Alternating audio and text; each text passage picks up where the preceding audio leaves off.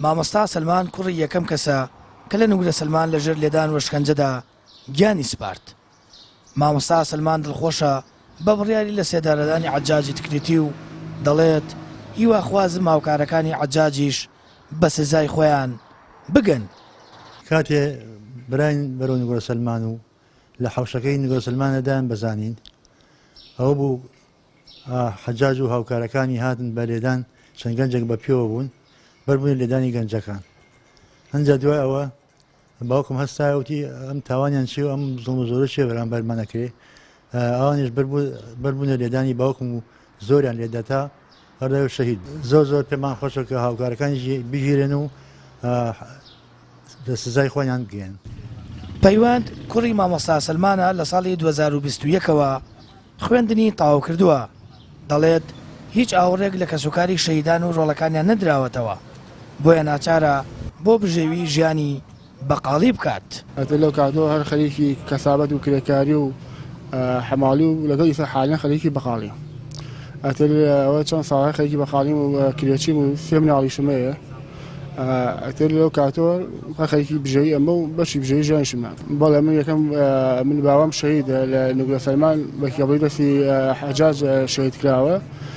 ئەتر لەو کاتە ئاوڕێکمان لێ دراوەتەوە نا هاوکارێکمان کراوە.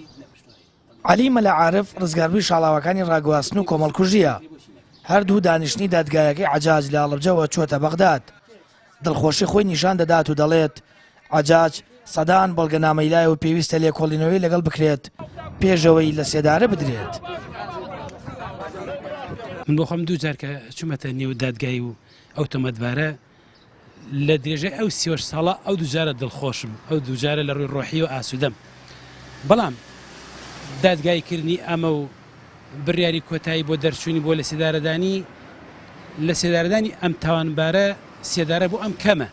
بەڵام بەڕای من ئەو بڕیارە جێبەجێ نەکری هەتا ئەو شتانی کەوا لە ژێر سەری ئەم کابرا بووە هەمووی کەشف ئەبێ هەمووی یەتە بەردەم دادگا چکە بۆ ئەمە هەر خۆی نەبووە ئەمە لەشکری لە بەردەستیا بووە کە ئەو تاوانی لەشکرەکەی کردوێتی لە تاوانەکانی خۆی کەمتر نییە و لەشکری لە پشتیوە بووە. ئایا ئەمانە لەکوێن وەکێ بوون ئەم سەگانی فێری مرۆڤ خواردن کرد بە ئەمە ژەبێن بەردەمی دادگا.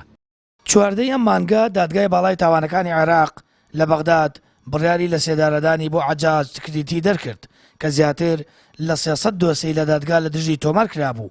حەجاج کە بە جەلادەکەی نوگرە سلمان ناسرااو بوو بەرپرسی ئاسایشی ئەو زیندانیە بوو کە هەزاران وڵاتی کوردی تێدا زیندانی کرابوو. دوای دەستگیرکردنی لە مانگی تەمووز ئەم ساڵدا ڕوبەڕووی دادگا کرایەوە و بە دوو دانیشتنی بە تاوانی دژە مرۆڤایەتی سزایی لە سێدارەدانی بۆ دەرچوو. سامان فەتاح کەناڵی ئاسمانی پەیام هەڵەبجە.